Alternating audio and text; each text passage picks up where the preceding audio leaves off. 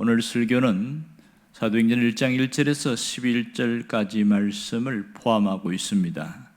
사도행전은 원래 누가가 데오빌로라는 사람에게 보낸 서신 형식의 역사서 이런 것을 말씀드렸습니다. 누가는 이미 두 권의 책을 썼는데 하나는 누가복음이고 하나는 사도행전이다, 이렇게 볼 수 있습니다. 그런데 형식 자체가 데오빌로 각하라는 어떤 고관 대작에게 보내는 형식을 빌렸습니다. 여기에는 이유가 있다는 것을 알 수 있습니다. 데오빌로 한 사람을 위해서만 쓴 글은 아니라는 것을 알 수 있는데요, 당시에 어떤 책을 출판할 때에는 반드시 이런 어떤 지체 높은 사람의 허락이 있어야, 사인이 있어야 출판이 가능했습니다.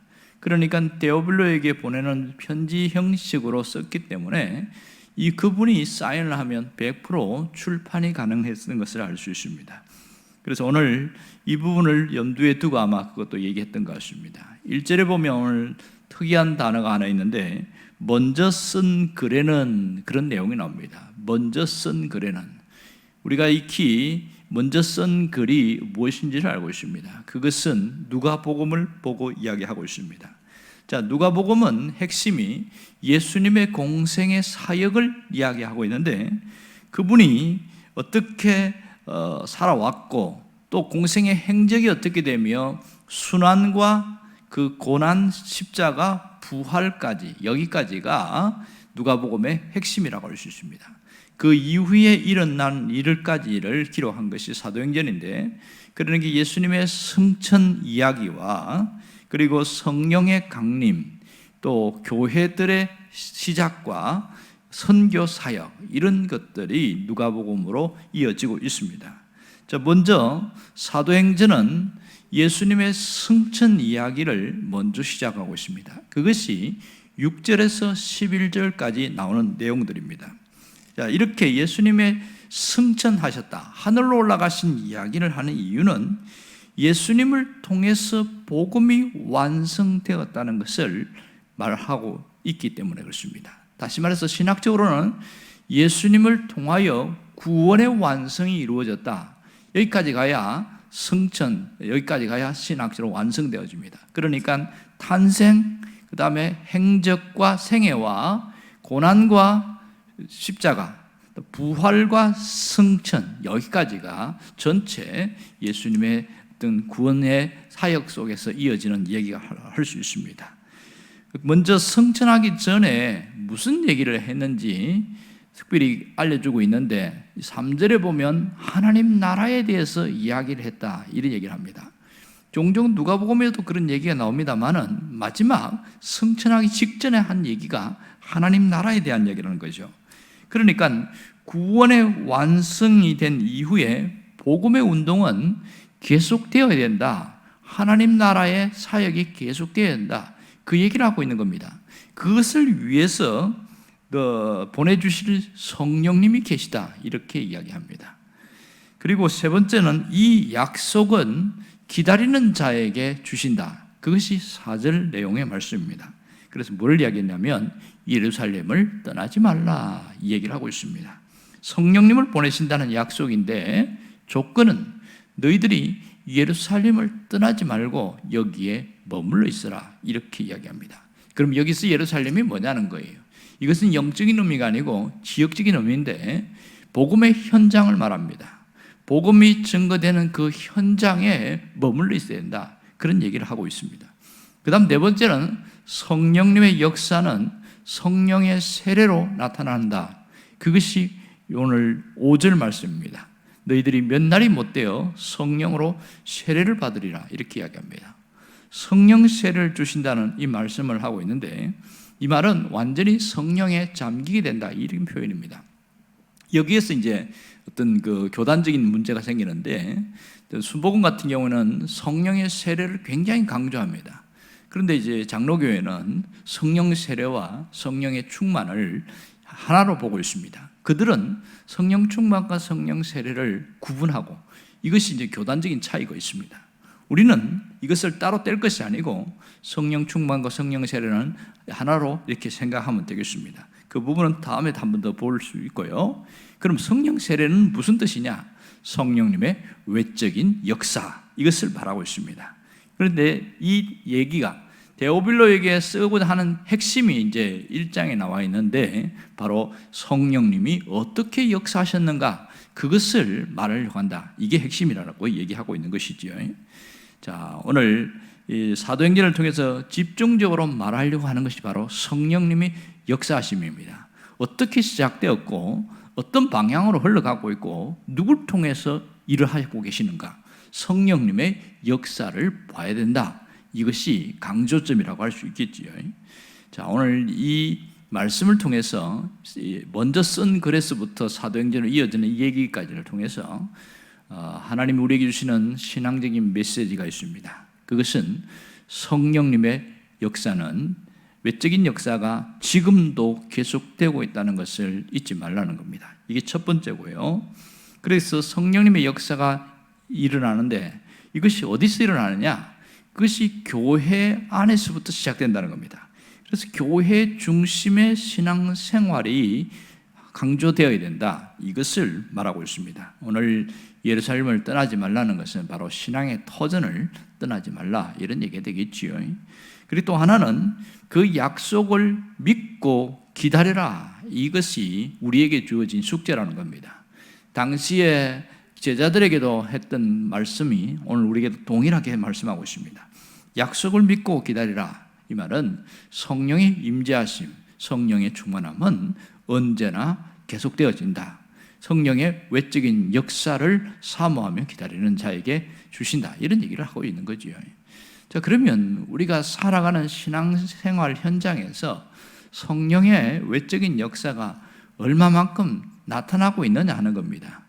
성령님에 대해서는 상당히 오해가 되는 부분이 많이 있습니다. 이것이 이제 교단적인 차이 때문에 영향도 있긴 하지만, 그래서 약간 편협되고 왜곡된 그런 현상이 나타나고 있는데, 성령의 역사 이러면 무조건 기적, 신유, 치유, 그리고 뭐 어떤 영적인 카타르시스, 이런 어떤 그런 환상이라든지 이런 쪽으로만 얘기를 하고 있는 분들이 있어요.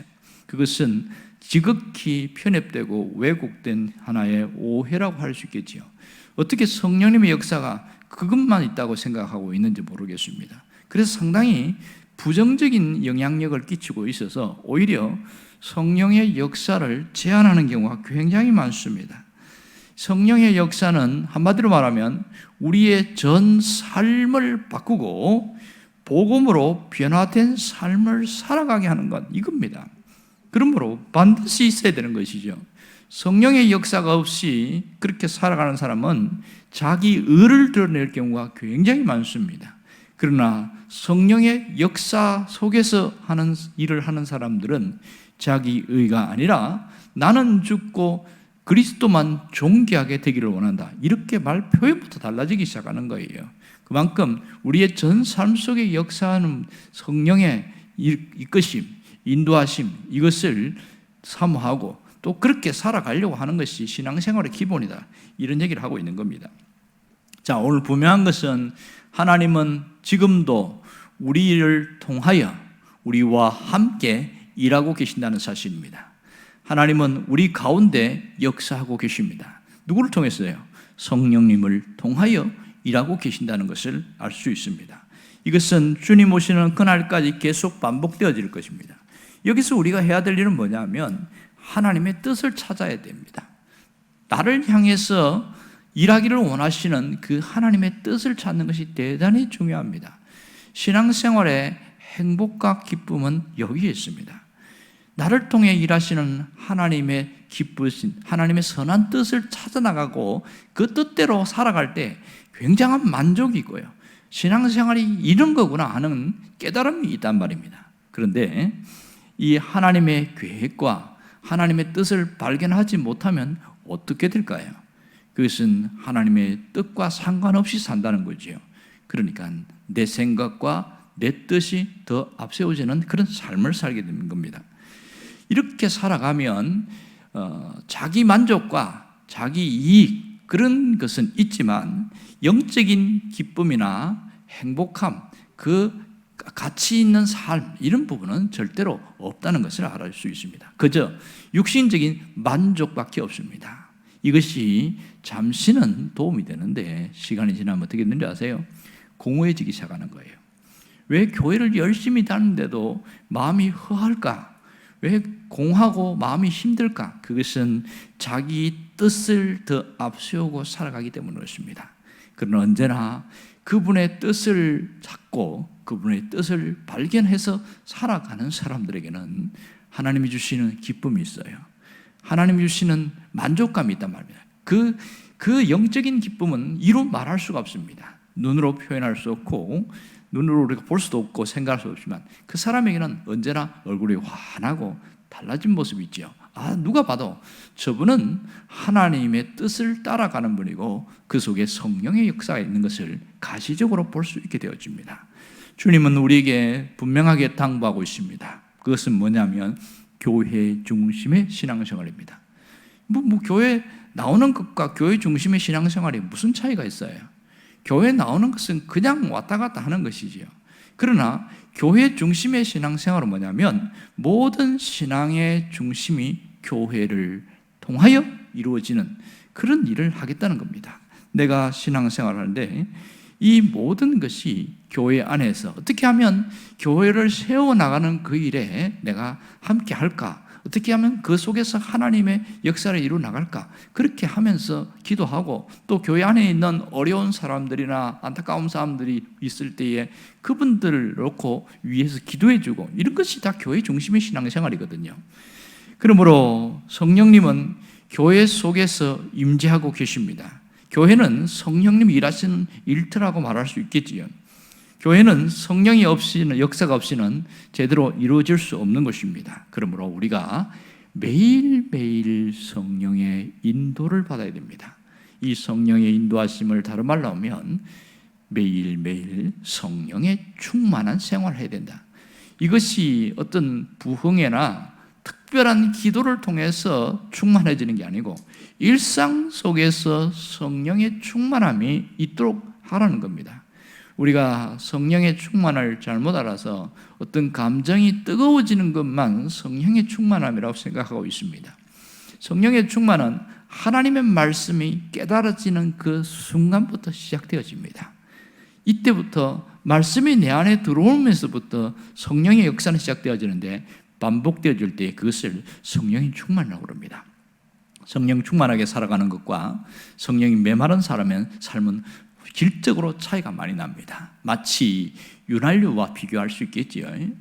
차가 윤활유가 모자라면 어디가 고장이 나도 고장이 나요. 이게 차가 엔진이 움직이고 하는 데는 문제 없어 보이는데 뭔가 소리도 이상하고 뭔가 어느 순간부터 심하게 고장납니다. 그러나 윤활유가 풍성하면 잘 돌아가지요. 우리가 신앙생활하면서 자꾸 뭔가가 걸리고 뭔가 한쪽이 문제가 있고 그러면 내가 성령이 충만함이 지금 문제가 있구나, 이런 부분을 점검해 볼 수 있는 겁니다. 매일 기도하고 매일 말씀 보고 매일 주 안에서 살아가는 그 삶이 반복되는 사람은 성령이 충만함 속에 있습니다. 이것이 잘 모릅니다. 하루하루 잘 모르는데 시간이 갈수록 내 안에 끊임없는 기쁨과 평안이 있는 사람들은 성령의 충만한 가운데 있다는 것을 알 수가 있습니다. 교회의 존재의 목적은 바로 여기에 있는 것이죠. 오늘 우리가 어떻게 살아야 되느냐? 그것은 하나님의 약속을 기다리는 자가 되어야 됩니다. 아버지께서 약속하신 것을 기다리라. 오늘 이것을 잘 기억하기를 원합니다. 약속을 기다리는 자에게는 성령의 외적인 역사가 있습니다. 그것이 체험으로 나타나고 내 삶의 현장에 하나님의 일하심으로 나타나게 되어집니다. 이것이 당연하게 되어야 됩니다. 어떤 분이 그러더만요, 기적이 상식이 되어야 된다, 이런 얘기를 하는데 우리는 평생에 어쩌다가 기적이 일어나고 이렇게 뭔가 생각하는데 기적이 상식이 되는 삶이 되게 해주옵소서. 그렇게 사모하고 나가면 그 속에 누가 역사하셔요? 성령님이 역사하시잖아요. 성령의 외적인 역사가 우리 삶 속에 있습니다. 우리가 똑같은 기도를 하더라도 내 필요, 내 의지, 내 모든 것을 하지만 그 속에도 성령의 역사를 의지해서, 성령님을 의지해서 기도하는 것이 대단히 중요합니다. 오늘 우리가 이 점을 꼭 놓치지 않기를 원합니다. 항상 성령 안에서 기도하고 성령 안에서 살아가고 성령님을 통하여 모든 것이 이루어지는 그런 영적인 신앙생활, 이것이 우리 안에 끊임없는 샘솟는 기쁨으로 나타나게 되어집니다. 여러분이 이제는 사도행전을 함께 공부하면서 성령님을 통하여 내 삶이 새롭게 재정비되어 수 있도록 그렇게 살아가기를 주의 이름으로 축원합니다. 기도하겠습니다.